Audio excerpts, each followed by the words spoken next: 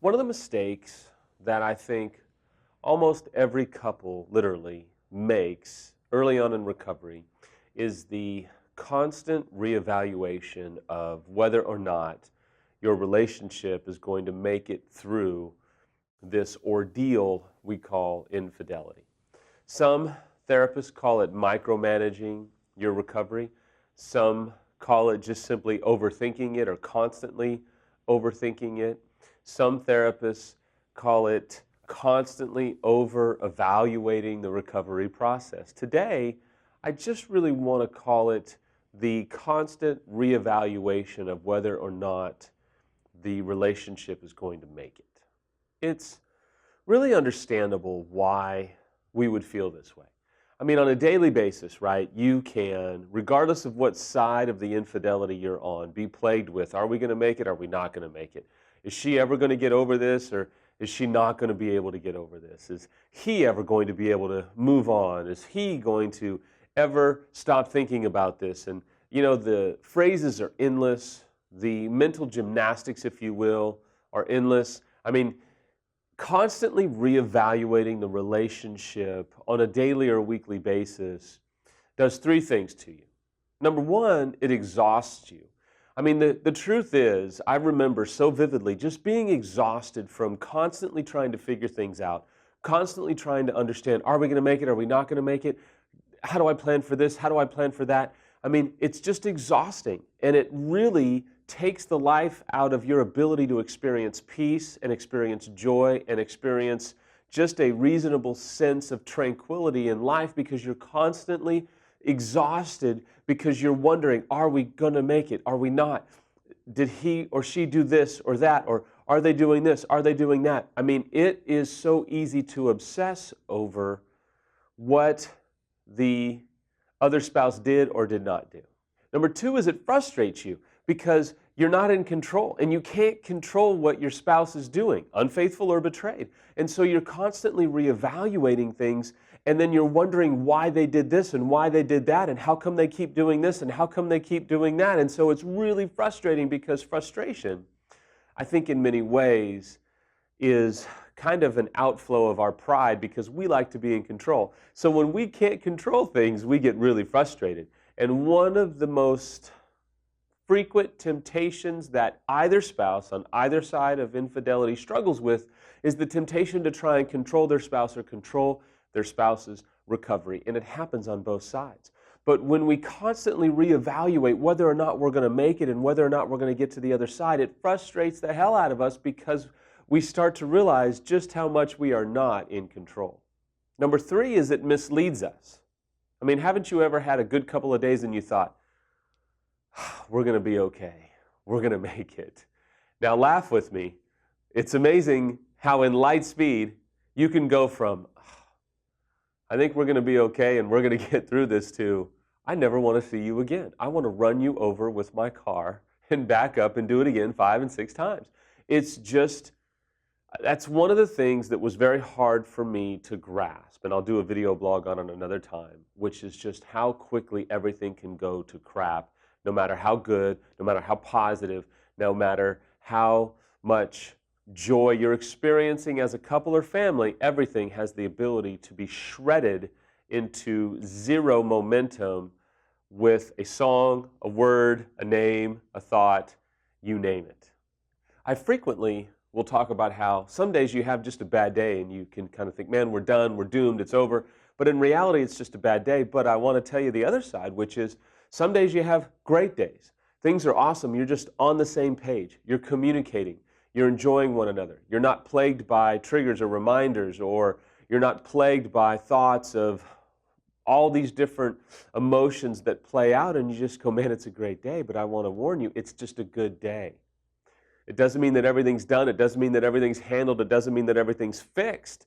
It just means it's a good day, and you should enjoy the good day. And I don't want to give you a pessimistic, cynical approach, but that's the thing about constantly reevaluating our recovery, is it can mislead us into thinking, man, we've had a week and it's been, every day's been horrible, so we're probably done.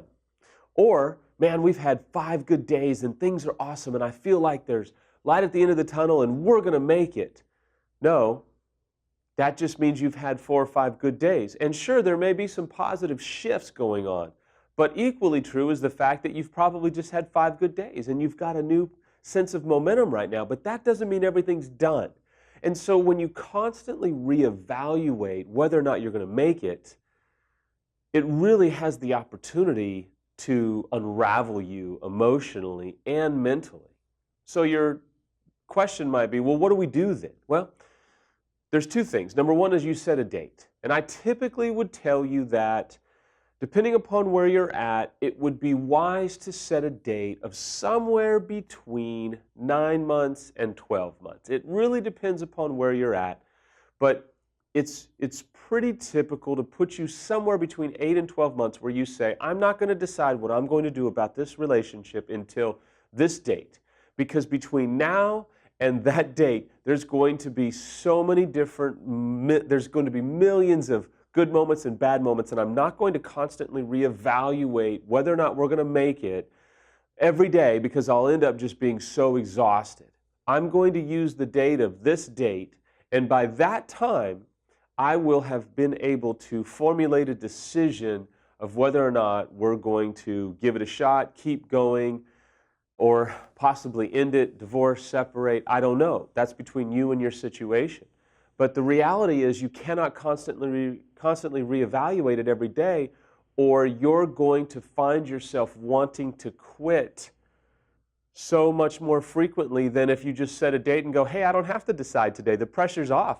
I don't even have to decide this week. It's just been a good few days or a bad few days or a few weeks. I don't have to decide until this date, and by this date, I will be able to know what I'm going to do. Number 2 is set a process. I think it's very helpful to sit down and say, okay, this is the process that we're going to utilize. We're going to get a therapist. We're going to go to an EMS weekend, or we're going to take an online course. We're going to do the boot camp, which is completely free at affairrecovery.com. We're going to find a therapist that specializes in A, B, or C. We're going to watch video blogs like this. We're going to read these books. This is the process that we're going to utilize. It doesn't have to be micromanaged, but if you're going to heal from infidelity, I promise you, and I beg you to use a process-oriented approach. Nobody can bonk you or your spouse on the head and fix you.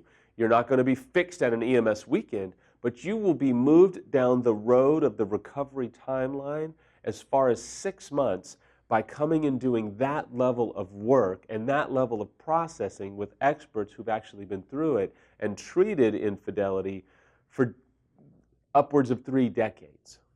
So set a date and set a process and allow the pressure to be taken off of you or your spouse right now. I think it would be helpful to try and enjoy the process. Now, I know, believe me, I've already thought the thoughts that you have been thinking towards me when I say try and enjoy the process, because for some of you, this is hellish. And for almost every one else of you, it's at the very least, frustrating. But I will tell you, you're in this position to learn, to grow, and to find out more about who you are. You're going to be introduced to another quadrant of your heart that you didn't even know was there. You're going to be introduced to a part of your personality you may not have even known was there. You're going to be introduced to a part of your spouse that you didn't even know was there, and that can also be a positive. You see, recovery and the process that we went through reintroduced me to a part of Samantha's heart I never knew was there. I was convinced that if she ever found out about my infidelity, she would divorce me and leave me. That's why I fought so incredibly hard to never let it come out. And quite frankly, I was amazed, completely taken back at the fact that Samantha would be merely open to the possibility of forgiving me. It completely changed me as a man. It completely changed me as a husband, because I discovered a part of her heart I never really knew existed. And I assure you, I promise you, both positive and negative, you're going to be introduced to a part of your heart and a part of your spouse's heart that you never really knew was there. It could hurt, but it could also bring an incredible level of joy and humility to your life.